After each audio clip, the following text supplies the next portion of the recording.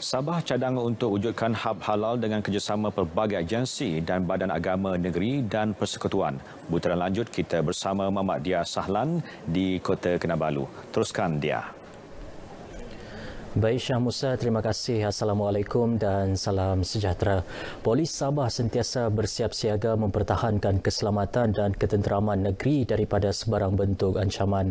Ia termasuk penegasan anggota dalam menguatkuasakan undang-undang sepanjang penularan pandemik COVID-19 dalam usaha memutuskan rantaian wabak berkenaan di negeri ini. Datuk Hazani turut melahirkan rasa syukur kerana bilangan kes baharu COVID-19 di Sabah mula menunjukkan penurunan ketara hasil kerjasama semua pihak dalam mematuhi prosedur operasi standard SOP ditetapkan. Beliau menyatakan demikian kepada pemberita ketika ditemui selepas Majlis Perbarisan Sambutan Peringatan Hari Polis ke-214 di Dataran Kawat Ibu Pejabat Polis Kontijen Sabah di Ibu Negeri mengenai isu integriti dalam pasukan polis yang didedahkan Ketua Polis Negara Tan Sri Abdul Hamid Badur. Datuk Hazani berkata, setakat ini integriti anggota polis di Sabah berada pada tahap cemerlang. Beliau memberi jaminan akan berusaha memastikan setiap anggota tidak terlibat dalam sebarang kegiatan tidak bermoral dan jenayah yang boleh mencemarkan imej pasukan. Mengenai arahan Ketua Polis Negara yang mahu semua Ketua Polis dan Pesuruhjaya Polis Negeri memantau keadaan keselamatan di kawasan masing-masing susulan kenyataan berbaur ancaman yang dikeluarkan Korea Utara kepada Malaysia. Ini jawapan Datuk Hazani. Kita bersama dengan pasukan selamat lain itu kita akan terus bersiap siagalah saling berkongsi maklumat sekiranya ada ancaman ataupun ada maklumat yang berkaitan dengan keselamatan dan ketenteraman khususnya negeri Sabah. Sementara itu, Datuk Hazani turut menyampaikan sijil penghargaan kepada 15 penerima terdiri pegawai dan anggota polis serta orang awam. Penerima antara lain termasuk 2 remaja yang terselamat dalam insiden di Baham Buaya di Kampung Mengkabung Tuaran Disember tahun lalu. Terdahulu, Datuk Hazani membacakan amanat Ketua Polis Negara sempena sambutan peringatan Hari Polis ke-214. Ketua Menteri Sabah Datuk Seri Panglima Haji G. Nor menerima suntikan vaksin COVID-19 dos kedua hari ini di Dewan Serbaguna Kompleks Pentadbiran Kerajaan Persekutuan Kota Kinabalu. Beliau merupakan antara individu pertama di Sabah menerima suntikan vaksin dos pertama sempena pelancaran program imunisasi COVID-19 peringkat negeri Sabah 4 Mac lalu. Hari ini saya menerima suntikan yang kedua. Syukur Alhamdulillah semua berjalan baik. Saya sudah melimpasi observation oleh pihak doktor. Nampak semua baik. Datuk Haji G turut menasihatkan rakyat negeri ini agar segera mendaftar sebagai penerima vaksin COVID-19. Kerajaan negeri sekarang juga mengadakan kempen masuk kampung ke kampung dengan menggunakan mobile group untuk meminta rakyat kita supaya mendaftar.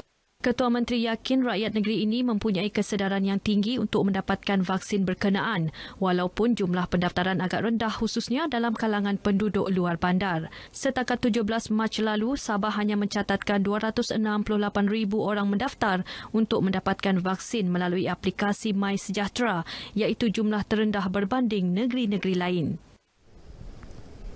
Menteri Kanan Pertahanan Datuk Seri Ismail Sabri Yaakob mendahului senarai 85 penerima darjah kebesaran, bintang dan pingat kehormat sempena ulang tahun ke-67 yang di-Pertuan Negeri Sabah Tun Dr. Johar Datuk Mahiruddin hari ini. Istiadat pengurniaan berlangsung di Istana Negeri Kota Kinabalu. Datuk Seri Ismail dianugerah Seri Panglima Darjah Kinabalu SPDK, darjah kebesaran tertinggi Sabah yang membawa gelaran Datuk Seri Panglima. Sementara itu, darjah kedua tertinggi negeri Panglima Gemilang Darjah Kinabalu PGDK yang membawa gelaran Datuk pula dianugerahkan kepada 5 penerima iaitu Datuk Loh Boon Chee, Datuk Raymond Z. Tu Mei Tong, Datuk Eng Siu Chun, Datuk Amir Shah Yaakob dan Datuk Dr. Muhaizi Mohamad.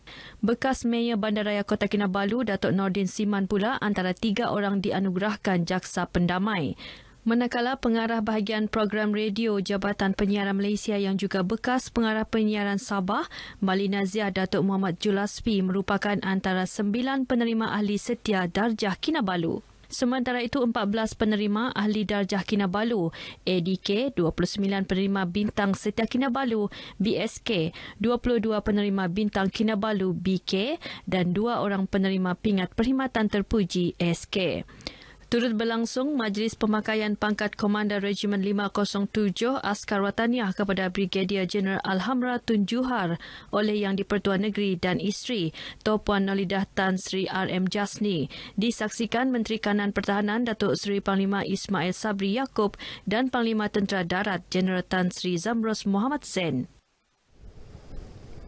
Kerajaan negeri melalui Majlis Ugama Islam Sabah MUIS bercadang mewujudkan hub halal di negeri ini dengan kerjasama pelbagai agensi dan badan keagamaan peringkat negeri dan persekutuan. Ke arah itu, wakil setiap agensi akan dijemput memberi taklimat mengenai pandangan dan cadangan masing-masing agar pewujudan hub halal tersebut dapat direalisasi. Ini juga perlu kerjasama bukan saja daripada JAKIM tapi UMS dan ada agensi-agensi yang lain. UMS adalah rakan kita dalam Halal Hub kerana mereka mempunyai kepakaran, ada makmal.